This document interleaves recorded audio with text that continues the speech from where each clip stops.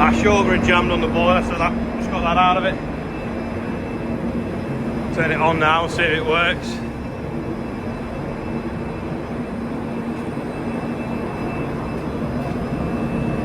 Manual control.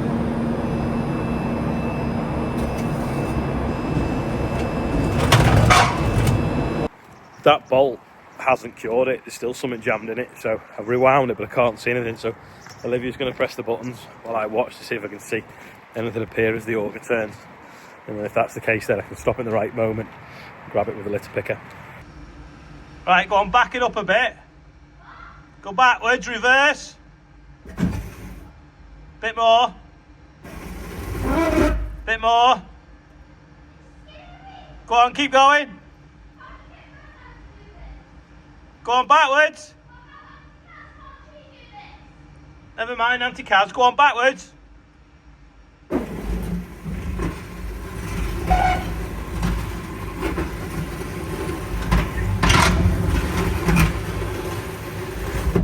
Right, stop.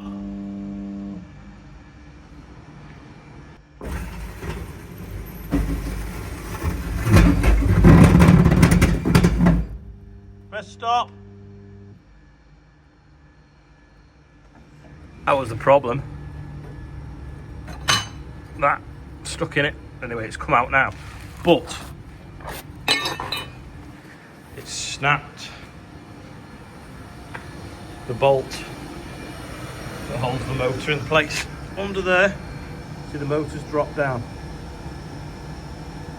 Just turn it on a sec, Olivia. I'm right here. You'll see that jumping up and down.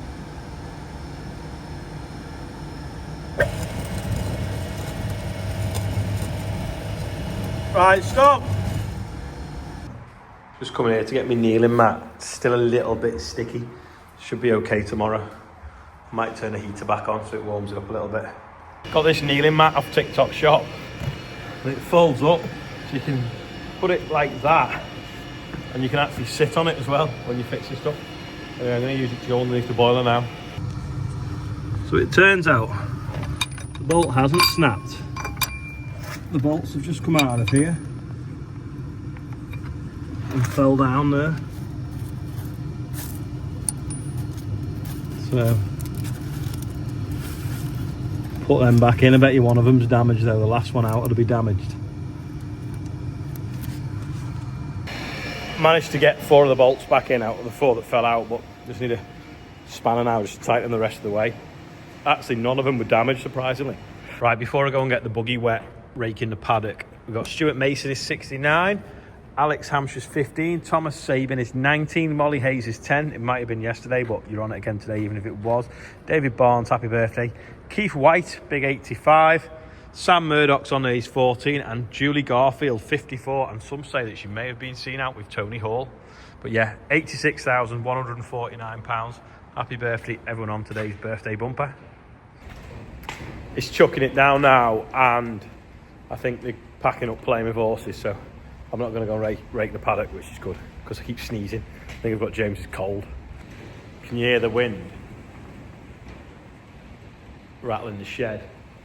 I'm just looking, I've got some box section up there, I've got some more box section outside, and if you look at this on eBay, I reckon I could probably make one of them for, well, not really a cost, but because the steel's already here, but I probably make it in about an hour. So maybe that could be tomorrow's project. So when I do need to go and level the paddock, I'll use something that will actually work. But I'll be honest, I feel like I'm getting a cold and bunged up, keep sneezing. So I might just go in and have a hot bath. Oh, here's today's quiz question. What is in that box? It feels literally empty. If you think you know, let me know in the comments. Things are starting to come together for Pancake Day March in London on the 4th. The lads that make the stage when we do the tractor run at Christmas can make something that will basically fit on one of them trailers with a speaker system on a high-ab that you can just lift up and put up in like a matter of minutes, and then we can have a microphone, a wireless microphone, and address the crowd off the top of the combine. We're not going to have a stage because it's not that kind of event. We don't want people to go there with an expectation of listening to speakers. You know, it is a march that's going to start off near Downing Street and head up to Trafalgar Square, along, I can't remember what road it's called, but near Embankment, and then along the river with the London Eye, across the river, round Big Ben, and then past Westminster Square, Parliament Square, back into Whitehall. So we just need a way of communicating people to say when we're going to set off, and and at the end thanking everyone and different things like that. So with a setup on a trailer, it can go with us. Whether we need someone, Stephen Lowe, if you're listening, to MC it as we go round and get the talk to the crowd, that might be something we could do. I don't know. We got some prime movers sorted out. We don't have any. We're trying to get some British machinery there, but there's not a lot of it. Other governments over the years have made the big decline in manufacturing in the UK, so there's not many tractor manufacturers left, and there's not even a combine manufacturer. But it looks like we take our combine, because it's got the map of Britain on it and obviously the mental health livery, that would make more sense, and class have kindly volunteered to move it for us, which is good, because we were going to fasten speakers to it this week, but we're not now. We're going to do it on a trailer.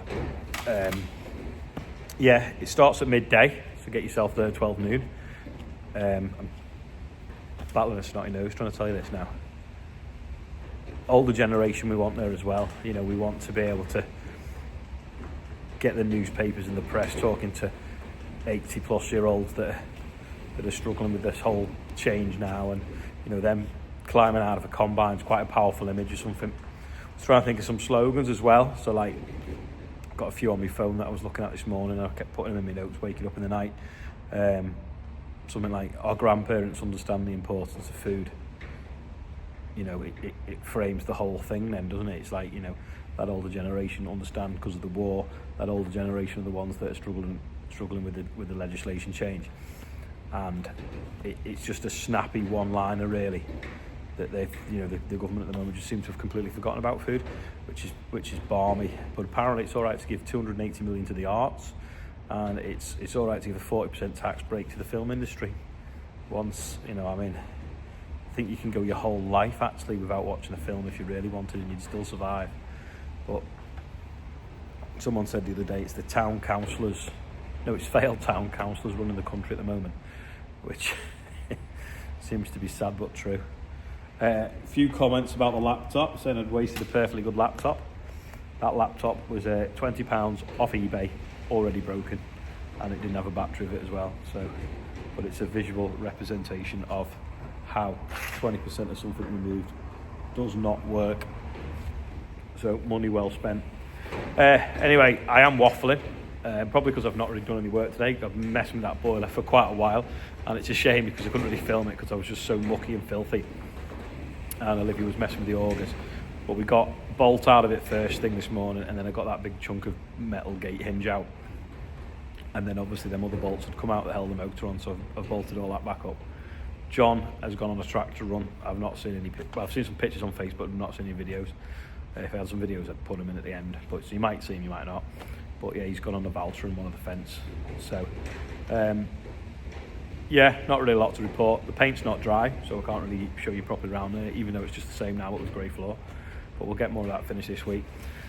And it's Charlotte's birthday tomorrow, so I better go and get a bath, have some cold and flu relief, and then we're going out for something to eat tonight with her friends. So complete waffly day. Sorry about that. I should have done diversification Sunday, but having zero motivation with a bunged up nose and sore throat, it isn't going to happen. Sorry. I did look back what we were doing on the 23rd of February last year, and it was actually quite a sunny day. Talking of which, when I was 17, my mum and dad went away on the 2nd of February to New Zealand for 4 weeks, and it never rained all the time they were gone. I know it was a bit dry last week here, but it's not dry now. Right, that's all for today anyway. Thanks for watching, I'll see you tomorrow.